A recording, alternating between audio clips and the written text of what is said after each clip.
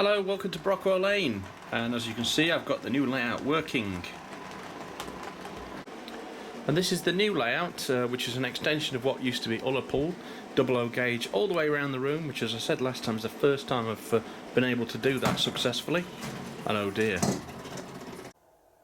Now I swear I've had this going around loads of times, 20 times, and as soon as I turn the camera on to tell you I've just solved all the problems, it goes and does that.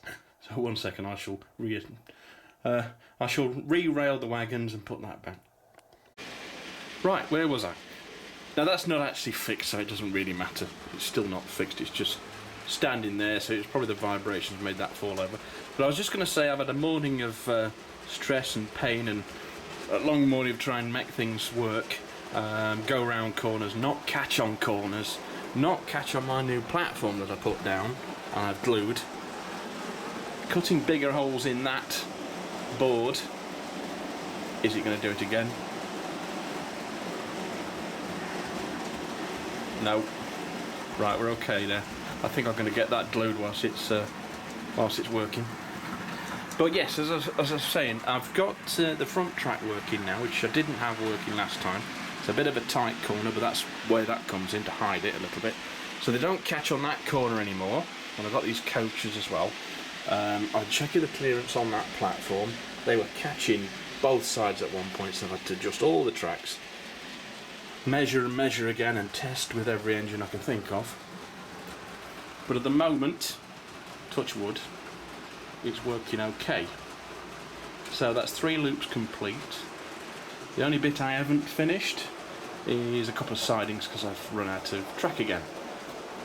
So I've just completed that section with those 2 points, and then I'm left with a couple of sidings on there which will be for DMUs or something like that. Now, from last time you can see I've painted, done a lot of painting. In fact, it's still wet there, you can see it shiny, but it will go matte black, which I think has made the whole thing look a little bit more professional. It's got rid of the different types of wood, and I had some tape over the joints and things like that, so that's all covered up and looking nice. I advise you do that if you're worried about how it looks, because I'm not very good at baseboards and it was a bit nasty looking, so that just covers up the truth a little bit. The paint I've used for that is actually over here. £3 masonry paint black. I know it's not for wood or foam board, but it works and it goes very, very matte. So I'm deliberately using this class 40 on the inner road, the tightest corners, because it's my longest locomotive, and although 40s don't look very nice going around sharp corners with those buffer beams that swing out like there, I'm trying to keep the areas where it does that to a minimum and out of the scene. So the majority of the track is Pico code 75 for standard sleeper ones. I mean, I've got at the front, I did go for the bullhead track just there, but it is more expensive and it's more difficult to lay, to be honest with you. The joiners are a bit of a pain, but I thought, well, I'll just put that first track, which is a good siding, and the rest can be the normal stuff. And that'll be good enough for me. I'm going to paint it all anyway. That's probably the next job, actually, is to paint the track brown with a spray and then clean all the rails again. But as I've got it running at the moment, I'm a bit reluctant to do that at the moment. Some of the track's old. It's got paint on from previous uses. Some yellow on that for some reason. I don't know why, but that'll all get covered up. The platform is Pico platform sides, just with a foam board top. I made a little bit of a mess of it. It wasn't quite as smooth as I wanted because I had reused a lot of the Pico sides from previous projects that had got plaster on and all sorts of things, but I managed to disguise it, and it's okay for now. It is glued down and nothing catches it, but that'll get covered in buildings and things, so and I'll weather the sides there as well. At the moment we've got a bit of a strange gap between that back scene and the end of the platform. That's because there's going to be a road bridge going across there. Some steps down from the road onto the platform, Great Central style. Now I will be able to run steam engines on this one, but at the moment most of my stock is 1970s. As you can see, my interest from some of my photos on the wall that my dad took years ago is mainly from the 1970s era BR Blue. I like some of the older engines. In fact, there's a good reason why. There's a picture of me stood next to a Class 37, smoking away up on the Oban line in Scotland. That's why I like the blue era. Although I do remember the 1990s a lot better, but I still hark back to these old locomotives that were gone at that time. I'm quite lucky because my dad was a train spotter during the 70s. He used to take a hell of a lot of pictures, and he's still got a computer full of reference photos which do help when you're modelling a specific era. There's another angle of the station, which is sort of kind of based on Quorn, but it's actually going to be called Brockwell Central, because a lot of lines on the Great Central Line were called Central. So it seems to make sense. Underneath is my little end-to-end layout, which again I've still not finished the fiddly yard, but I will do. I have got some six-wheel coaches come for that layout, which I'm going to try out in this layout actually. I'll give them a run, see if they work properly, and then they'll be at home on that layout which I've showed you previously on this channel. That's just called Brockwell. Well, I've got to stick with the name, haven't I? All my stations are called Brockwell. Of course, if an engine's pulling a train, it shouldn't have the tail lights on like that before somebody tells me. But the problem with the controller's still not sorted. I've had lots of suggestions last time of what I should get, and they're all welcome. Thank you for that. I can't turn off the tail lights with this thing. It just hasn't got enough functions. So that's something I'm going to invest in the future when I can afford it, and then we'll be able to run them a little bit more realistically. I also want to know how to double head locomotives which have got different numbers, so if anybody's got any ideas there of what's a good controller to buy, I'd appreciate it.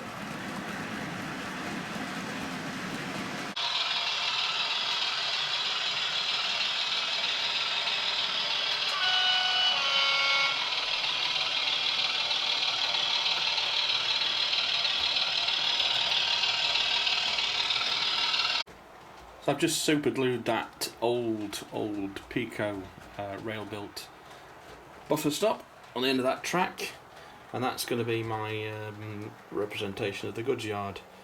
It's kind of like a Quorn, and I want to get some die-cast cars parked at the front here. We seem to have some Royal Mail vans there. Signalman's car. I think the signal box is going to go roughly around there, and we seem to got the local police turned up for some reason. I'm just trying out positions and what it's going to look like.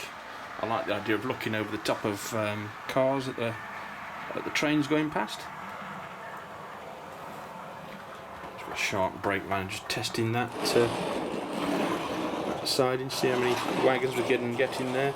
Shorter than the one at Quorn, but it'll do. Found a jacket and escort in a box, so they might as well join the watching the trains.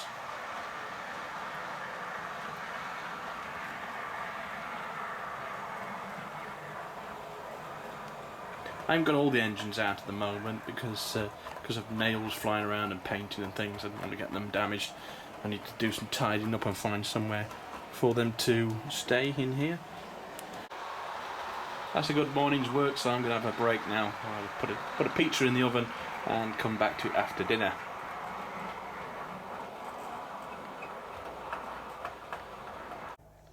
Okay, back from lunch. I've just quickly been spraying with some of this aerosol brown the tracks just to blend it in, and I've just started cleaning the rails, so I've got a few more bits to clean up and test the front siding. Just looked at my Class 31, which I haven't run for a while. This is a Hornby one which I've modified, so we'll see if that works on this freshly cleaned front siding. Well, I ended up using an old razor blade to get the paint off this front track, but I think that's working now. Here we have my favourite engine, which is a Sutton Class 24, with the sound off at the moment, on a long brakeman train. Not the longest on YouTube, but shows off my collection of little brake bands. I've been looking them out. I have got some more, but it's all I could find for this one.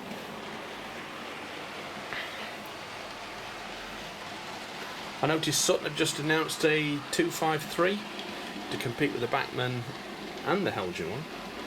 I've actually already got a Helgen one. I don't know how long they would be anyway, the Sutton ones, but I could always get one of those as well when they eventually arrive. The one I am waiting for is the 241 with the Highland headlamps, which is still yet to appear.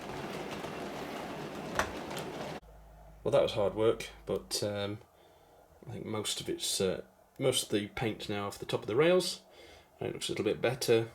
And I wanted to do this before doing the ballasting, so it should look fine now. Although I could put little bits on top, some more rust spots, but it's a good base. And it seems to work along that front siding as well. Some of these points are quite old and they need cleaning up, which I've been doing some of as well, but that seems to work okay on that front one. So that's alright.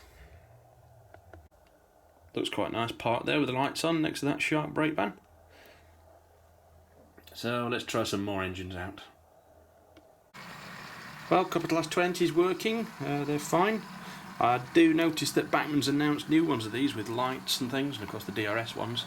But there's also the blue ones with, I think it's got discs on and lights, which is quite a welcome addition. These are the old ones, of course. I might upgrade them in time to the new versions. But to be honest, in my era, they didn't have high intensity headlights, so it wasn't so noticeable. So they'll probably get kept along with the new one if I get one. Now this is taking a bit of get the paint off this first track. I think I left it a while. It's hardening a bit, so I'm having to use a little bit of sandpaper to get it off. But nearly got there.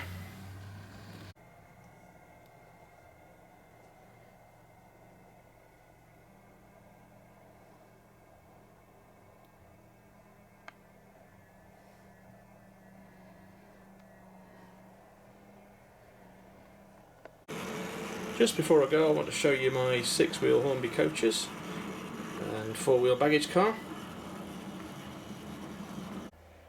Not really going to be used on this layout, but they will be used on that layout underneath. I'm really impressed with these. I know a lot of people are at the moment, but I've just put some figures in these 3 coaches, some cheap Chinese ones.